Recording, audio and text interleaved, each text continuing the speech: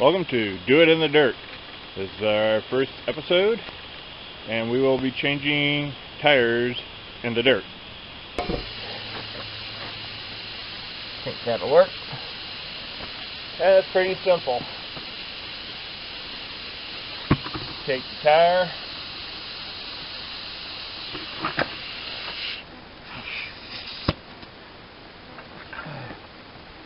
tire, remove the valve core. I don't know if the camera can hear me or not.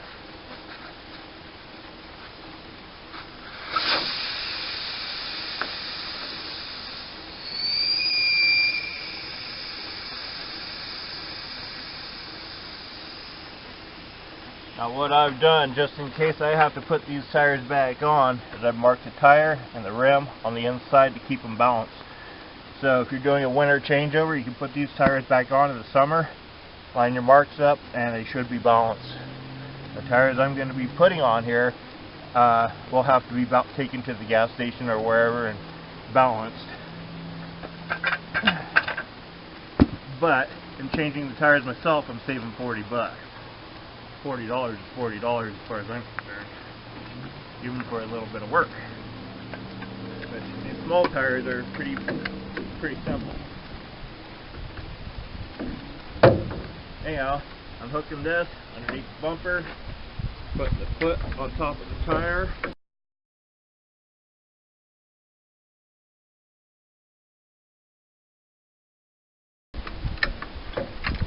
Apply a little bit of pressure till the foot goes past the rim. I also have to put a foot on this side to keep the tire from flipping up towards the truck. Now, I'll apply a little bit of pressure so that foot gets past the rim, and I'll beat it back under the lip of the rim, just like so. Now I'll go ahead and push it down.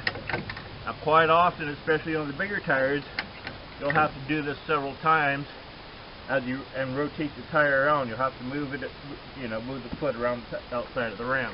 The smaller tires usually break, and then once I get so much pressure on them, I'll try and relieve pressure by walking around the outside of the tire.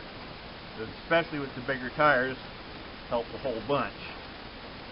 And then again, if this is a bigger tire, after I pull it down so far, because you don't want to break cords or belts or anything. So anyhow, after you can see that it's moved a little bit, and the lip has moved down a little bit in there, you relieve it. On the big tires, this being a small tire, I couldn't have kept going. You relieve it, and you'll turn it just a little bit to where you're catching the last spot where you did, and you'll just keep rotating around like that on the big tires until they come down, until they let loose. Sometimes they don't want to let loose very easy, and you lift the whole rear end of the truck up. And then you get them back in the truck and bounce around, or have somebody bounce around while you're standing on the tire. But they can be troublesome. But these little ones are easy. And I don't recommend you doing this unless you have mechanical experience, and I wouldn't tell my son to go out and do this, because these things can flip up and hurt you. This jack could come back and hit me in the knee or whatever. A lot of times, you got to safety first. Always safety first. I've got chucks in the front of the truck tires, and the brakes are locked, so it's not going to roll out from under the jack. The jack's not going to come back and hit me. I also shouldn't be keeping on, especially on the bigger tires, you want to keep a hand on top of it so you can feel it moving. Even if you don't see it, you can get out of the way if it starts falling. So anyhow, again, I'm trying to keep this video short. There we have a release. I'll stomp around the outside of the tire, make sure that bead broke all the way down.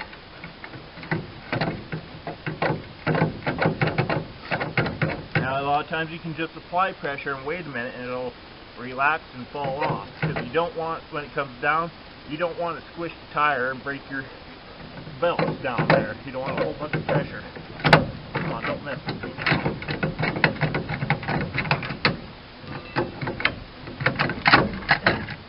But I love these old style jacks for that. Now with the bigger tires, of course, to do the back side, you just flip it over and do the same. Now with these bigger tires, like I was just telling you, you can use the same jack. However, a lot of times you need more clearance, and also a lot of us 4x4s have these out in the woods. Now for out in the woods in the dirt application, I carry one of these and a plate, and I'll set that up there like that. And actually, you don't want that much. You don't want to spread that too much. Spread out your pressure too much, or it may not collapse. So I actually put the plate like that, put the jack on top of that. Then when it gets down there, when it past the rim, I beat the plate back and do the same thing. The mud and the crud, I don't like doing it. Nobody does. But it sure beats paying for a tow truck. Or maybe your buddy's truck can't make it out where you went. So anyhow, I already have this one broken down on both sides, like so. Once you get both sides broke down, here's the fun part.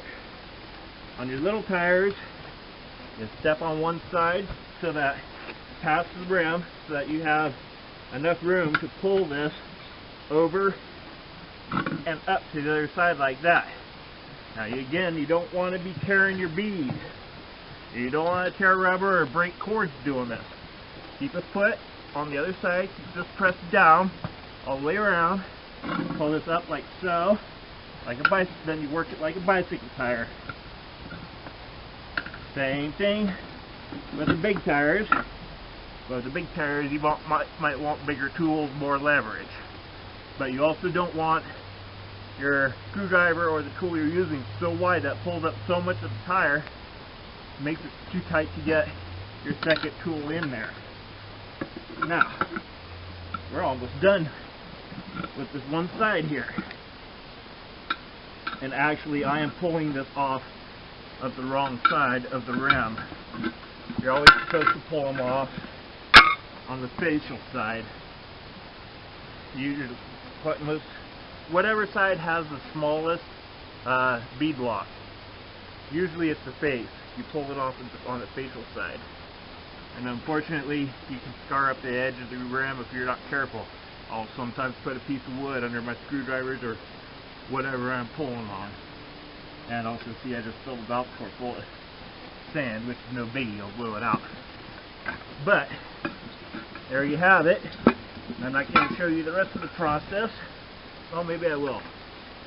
Because this is where you can use the bigger tool.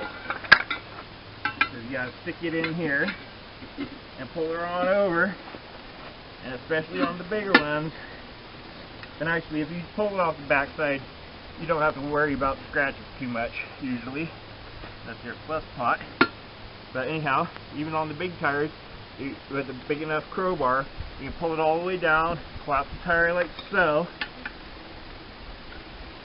and work it around. And actually, I don't have a hammer with me, so I'm going to use my fist, but a rubber mallet or a sledge. Oh, yes I do. Here we go.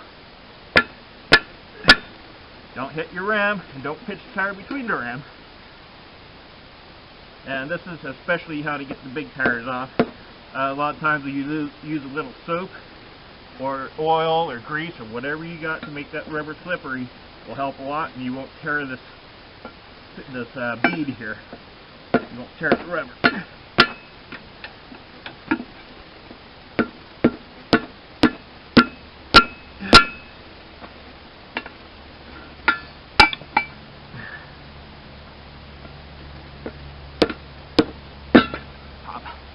And there she be. Now you have 16 5s and you're out in the middle of nowhere. When you get your tire back on your rim and you don't have a whole lot of air pressure to blow it back on there, you can use an ether and a match to blow it on there, and hopefully seal your bead. 16.5s are a whole nother story, and I'll leave that for another episode.